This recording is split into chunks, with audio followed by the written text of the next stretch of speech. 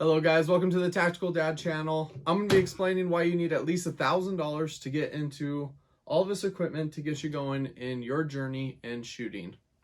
So instead of buying your second or third gun or other things, these are things that you're going to need to get after you immediately purchase your first rifle. So let's take a look into what we need to get you guys to get going on your own journey. So obviously if you guys are just starting out, maybe you've already purchased your first rifle or you're looking at what to get next. Before you go buy that second or third gun that you really want, let's look at the journey of items that you guys should be also purchasing to help you out to become a better shooter. So one, obviously you need a rifle or gun setup. So here, for example, we got an AR-15, maybe it's a shotgun for you. Maybe it's a pistol. These things are going to be relevant across the board of what you need. So one, a gun. Two, you're going to need somehow to shoot that gun and to see where your bullets are going. So two is going to be an optic. We have a few options here. We have a 3-9 scope here. We have iron sights fixed onto this gun as well as a 45-degree offset, obviously, because using a scope, we won't be able to use that center top line on the Picatinny rail. Or one of the cheaper options is going with a red dot here. So here's a classic series from Primary Arms. $100 can get you into the ballpark here. I prefer magnification on my rifles, not even a red dot with a 3x or 6x magnifier. I like having a crisp reticle that only comes in a scope. So LVPO, or at least going to a 3-9. Another good option recommendation would be a 2-10 or 2-12 type of family, a mid-range variable power optic scope setup. So those are specifically for the gun. 3, to get going in shooting, obviously you're going to need things that go boom. And things that go boom are bullets. So I would recommend, if it's your very first time going shooting for your very first rifle or gun, pick up a few different packs of just the 20 rounders here and see what your gun likes. There are so many different options. You got PMC X-Tac here, PMC Bronze, and then you just have some, is this Winchester? I guess it's just USA ammunition. 5.56 stuff here, these are all 55 grain. There are so many options. I like to have two types of options when it comes to ammo. I like to have kind of the crap, cheapy range training ammo. So right here, this is some of the cheapest stuff you can get, and this is what I like training with. It is LAX munitions, also known as Freedom munitions. I get a bulk pack of this stuff, 55 grain. It is reloaded, so it is remanufactured, 55 grain, and it's 223. And all my guns are 5.56, so they can shoot 223 or 5.56. So I would recommend at least picking up 250 rounds of this. It comes in a nice little can already. They do sell individual 50 count little boxes, something like this. But 250 to 500 rounds is what you need to start training, and then go find what your gun shoots the best with. So you're gonna have to group that ammo and take probably a whole day to get that going. So still on the basics, you need something to put that ammo in. You're gonna need some magazines. 30 rounders and 20 rounders, I recommend going to Magpul Gen 3. Window, non-window, it's up to you if you want to save a few bucks there, but $1 or $2. I like going with the windows, you can see here. These are some old ones. Why these? Because when you're zeroing your rifle, and this is clear in the chamber, nothing below, nothing on the bolt face. When you are zeroing your rifle, your optic, you can bench rest shoot with a 20 or even a 10 rounder, that just being flush a lot easier than you can trying to sit this in there. So that's why I like at least having one of these to help you zero and while you're bench rest shooting. All right, so the other basic things you're gonna need to shoot a gun. Guns go boom, they make a loud noise. You're gonna need some ear protection. I would recommend the electronic ones. If you have the budget, spend the $50 to $60 in getting some amplified electric ear pro here instead of just the cheap $10 to $20 passive over the ear type that you see being sold at Walmart. These are electrically amplified here, so when a shot goes off, it dampens that sound. But however, when you're wearing ear protection, just talking to the homies out at the range, you can actually hear each other. It amplifies your voice. These ones are a little bonus. They have Bluetooth on them, so you can pair music on your phone in here. And I would personally recommend going with the Impact Sports by Howard Lights. These are okay, but for the price, I think the Howard Light by Impact Sports is a lot better of an option. So you need ears to protect. I don't have one readily available, but eye protection, super simple. Go find yourself a cheap pair of ANSI certified eye protection. That will cost you about $10. So doing the math on all this will add up about $15 for some magazines. Probably need at least 2 or 3 of those. So let's start adding this stuff up. 250 rounds of reloaded ammunition. That is that much. A optic, we'll just kind of go between 100 to 400. That's probably what you need to get the very basic stuff. And then let's say 100 rounds of good ammo that you like to shoot, that your gun is specifically good at. Every gun's a little bit different. And the last part is probably spending another $50 to $100. If you are going to be firing something that could be potentially violent, dangerous, making holes, you need something that will patch those holes. You should already have a medical kit at home, but spending a little bit of money to get gauze, tape, obviously a tourniquet, and chest seals. You could buy those high-fin chest seals off of North American Rescue or Amazon. You can also get petroleum gauze. Those are gauze that is soaked in petroleum, and then it is, let's see if I have any in here. It has foil on both sides. This is what the original chest seal was before chest seals came out.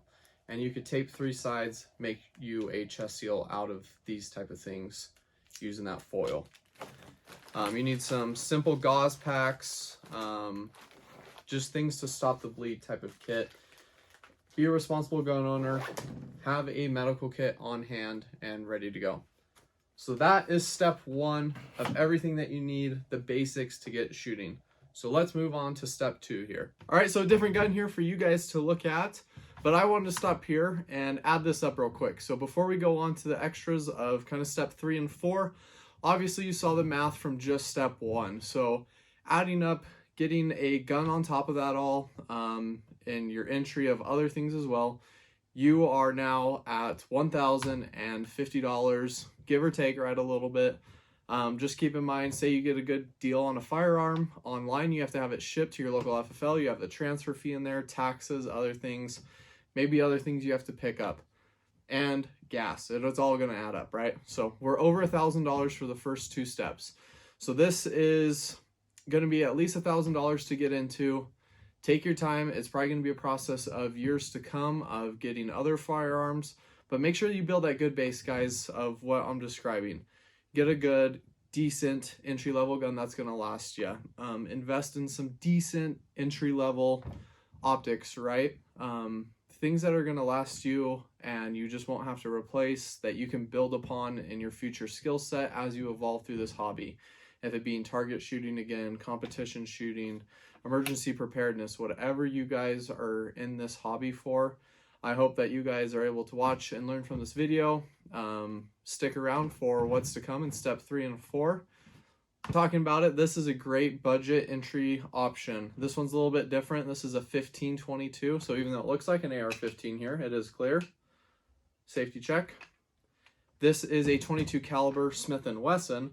This is a good entry level. These I just saw on Primary Arms running for $449. It is very lightweight because it is mostly polymer. There is a full video of this on the Ultimate Survival Rifle. I did probably 2 or 3 videos back if you'd like to go check that out. I would highly recommend watching that and seeing why this is a good rifle to get you into this hobby.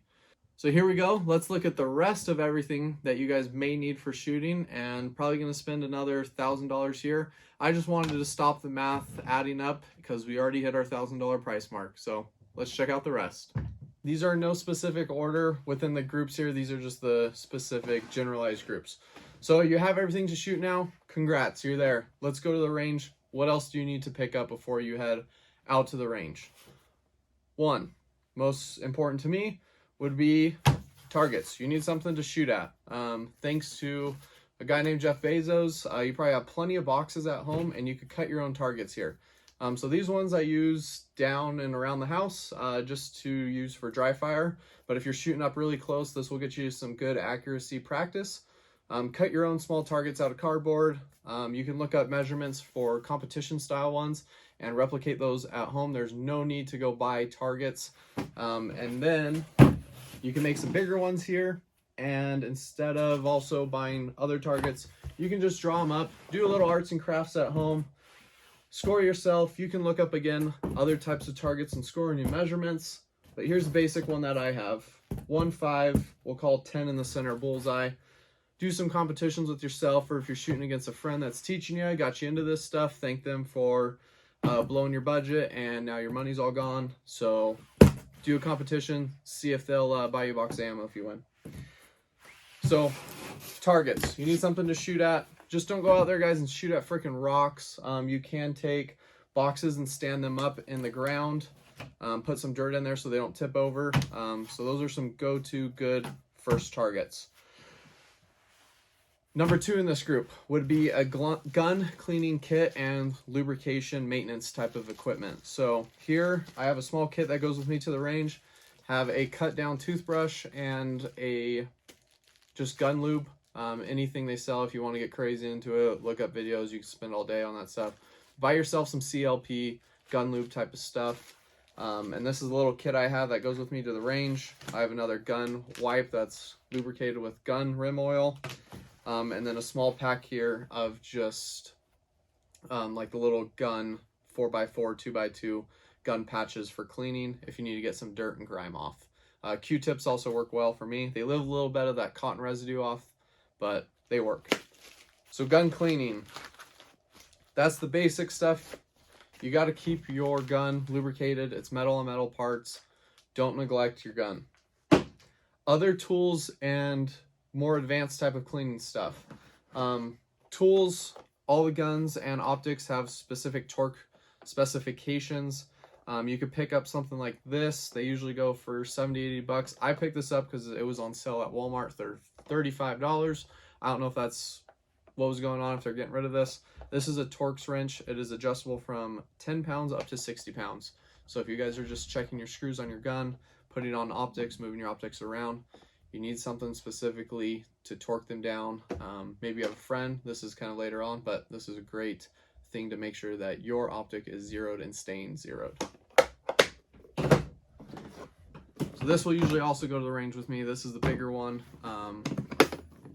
These two kind of work together. We have a gun cleaning kit. So we have, I believe it's copper bristle brushes there. Maybe, I don't think they're brass, but bristle brushes, soft cloth ones, and the extensions to go into like large bore or small bore barrels. And small kit there. This one's wood, kind of an old style. You could pick up more of these for home use or travel use in cases, but there's a whole bunch of kits out there. Get you something to at least scrub the grime off your gun. Other cleaning here, I just have extra stuff that lives in the small ones. Patches, oil, dropper bottles for oil, a bore snake, cleaning the barrel, just towels, grimy towels, microfiber stuff. They do sell those little packs of brushes and picks. Those are good to also help you clean. So that's what lives in here. You need to take care of your guns if they're going to last. And the last piece is a sling. This specific sling is a $6.99 sling from Primary Arms. It is the basic of basic. It is actually padded though. 2-point adjustable sling. I have it taped there to where I want the adjustments to live so it doesn't move on me. But you can spend $10 on a sling. You can spend $100 on a sling. Get you one so that you're not dropping your rifle in the dirt and you can maintain it to yourself. All right, guys, so here, step 3. What do we got going on? First thing that I think is important, and it's kind of newer thing I've been seeing other people do, I adopted it. Every gun that I own has its own logbook. So this one here for the BCM, I recorded my first shots, what my zero distance is, kind of what the bullets were doing, where the pattern was, how much I shot so I could keep a round count, and then I ended it with cleaned and inspected. So making sure that it's ready to go back in service, and if there's anything I needed to fix, all that type of equipment and details you can put here in a logbook. So I think that is very important to have. 99 cents, guys, Dollar Tree, dollar store. Okay, so what do you carry all these things that you're starting to get now while you're actually shooting? So a small little chest rig and or a belt setup. So this was a cheap one off of Amazon. It was probably like $5–10, guys. I would like to upgrade this obviously in the future, but it works right now. I could keep 3 mags perfectly stacked in here, as you can see. And you could shove maybe another 1 or 2 going the other way, but those you can just open. It's not the cleanest because it doesn't hold magazines like open. You have to zip it actually, but just something to help you do some reloads or training. This will at least get you going. It has another zipper here on the front if you want to keep maybe your eye protection, ear protection in there on you while you're shooting. And while we're talking about that, the other thing's the belt setup. So obviously this is going to be a big step to purchase, spending easily $100 here. 100 to, honestly, you could spend $500–600 probably on this specific piece of equipment. This was another cheaper one off of Amazon, but this will help you if you're not going to get a chest rig type of setup. I'd recommend getting a belt. You can start off with just 1 magazine pouch here for your pistol if that's what you get, or maybe get a rifle first. You could go straight to rifle pouches on the side to help retain those. In the rear, we got a dump pouch, medical pouch again here, just for redundancy and safety. Always have medical on me. And then a holster. So if you do have a sidearm, or if you're starting off with a pistol, a way to retain that while you're walking around hands-free. A good quality pistol holster here. This one's from Alien Gear. Whole bunch of good companies. Some that I recommend: Alien Gear, T-Rex Arms, and if you want to go top end, Safariland type of stuff. Don't buy those nylon, neoprene, generic ones off of Amazon. Those do not work. Won't retain your pistol well. Set of gloves. Targets can get sharp or staple, stuff like that, so protect your hands. And then last, a Sharpie. Always good little thing to have to mark your targets so you can reuse your targets, get the most life out of them, so you're not always changing cardboard. So that's the pistol setup. So that's what you can do to retain and hold all this stuff with the holster and the belt setup and a little micro chest rig here. Okay, what else is going to help you guys shoot in this tier of stuff?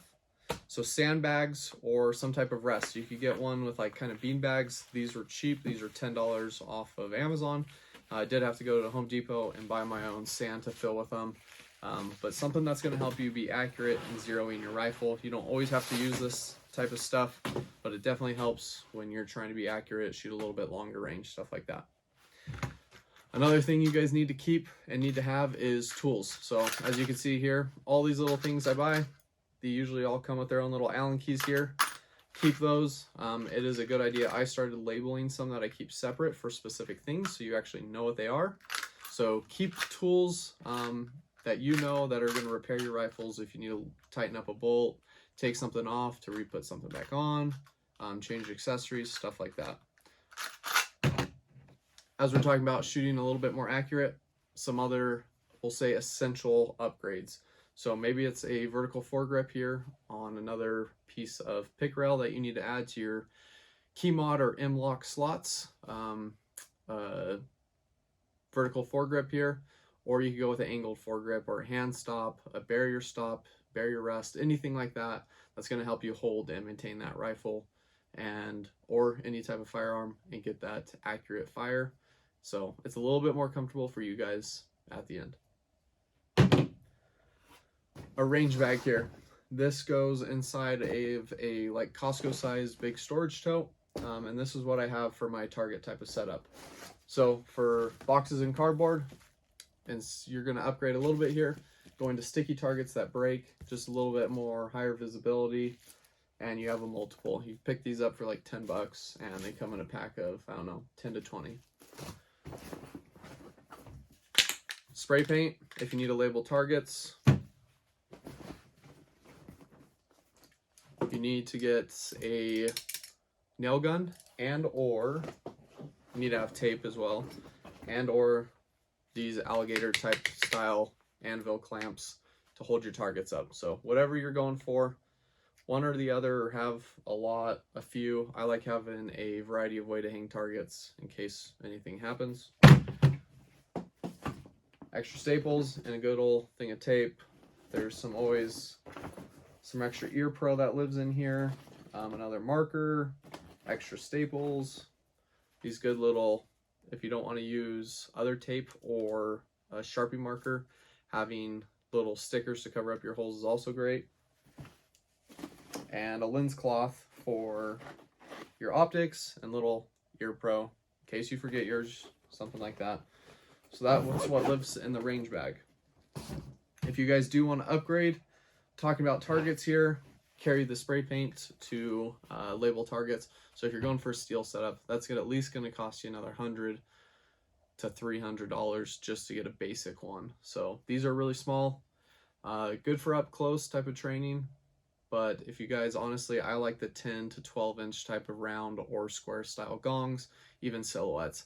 If you start shooting these little guys at 100 yards, 200 yards, that is a pretty small target to hit.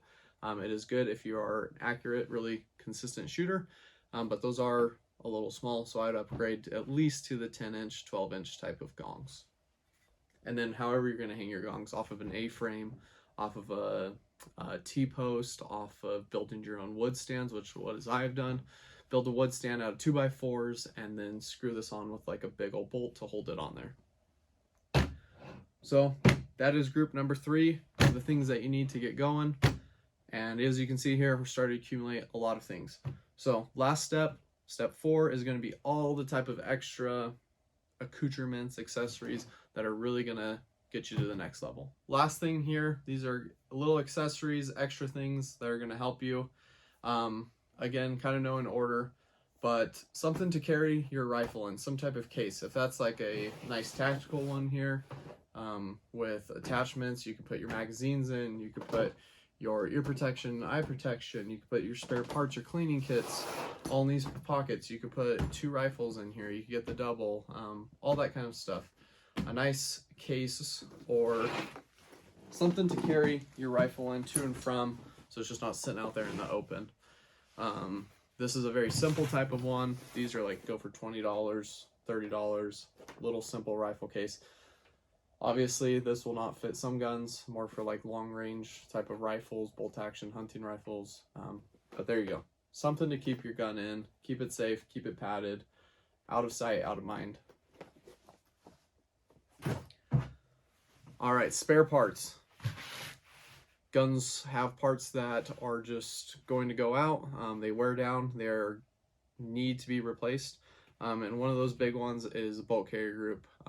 Maybe not exactly everything on this, but having spare parts or just a whole entire extra one to keep. Your gas rings are going to go out, small little things on here, the ejector spring. So having this ready to go, or parts when you know it needs to get replaced from your log, being able to do that on the fly, on the go. If you're out the range and something fails, good to have spare parts. So I like to have bolt carrier group, a spring in case something's going on with your ejections, recoil, stuff like that. You got extra spring. This is all the spare parts that I have come to accumulate, and this goes from trigger pins to H1, H2, H3 buffers, rechargeable things for my flashlights, Picatinny rail sections, riser mounts, gas rings for your bolt carrier group, ejector springs, everything like that. Have some spare parts ready to go just in case something breaks. You're not stranded, you don't have to wait for shipping. If you're at the range, you can replace and keep going. So optics and other types of accessories. Having good binoculars. If you guys are shooting targets, you don't have to keep walking back and forth. A decent set of binoculars. These are, you can see the cheap Tasco ones from Walmart. If you have $100 to spend, get some good quality ones. But type of optics. We got a Vortex rangefinder here. So knowing the ranges of where you're shooting, so you just don't have to kind of pace that out and have a guess or an estimate of what you're shooting. Really good for long range shooting, must have for long range, but for close quarters type of stuff, mid range, it's good to know your distances. So a rangefinder, probably going to spend at least $200 to $300 on one of these. And then little creature comforts, a shooting pad or shooting rest to lay down on. So if you're out somewhere where it's muddy, rainy type of stuff, keep you a little bit clean, keep your rifle cleaner. Shooting pad to lay on. And the last thing would just be generalized upgrades. So maybe you're at the point where you want to change out your stock for something else. You can save it for later, another project, but upgrading to different parts and accessories. A 3x magnifier if you went with that red dot. Little flip to center, the Vortex 3 Micro here. And a flashlight laser kind of combo, whatever you guys want. To help you see at night if you want to start getting into that night or low light shooting. These are the things that will make your life a little bit easier. These obviously are kind of last importance type of things. Hey guys, thank you so much for getting this far in the video. If you have, please drop a like below. So these are the basic things that you guys need to get going, especially those first 1 and 2 steps. Those are the very bone basic things you guys need to get going. Advice for you guys is not to get caught up in the rush of getting a whole bunch of things at once. We are all on a budget. It's okay. Life happens. So don't feel the need to continue to just buy. Think of your family, things that you guys need to do first. If that's starting off with some budget gear from Palmetto State Armory, Primary Arms has some good options too. Do that, guys. Get in this hobby. It is fun to start target shooting, competition shooting, emergency preparedness, whatever your goal is, there's a way to do it on a budget, and that's what I want to bring and showcase to you guys. So thank you as always for your support, and it is family time. Have a good day, guys. See you in the next one. All right, guys, so fuck.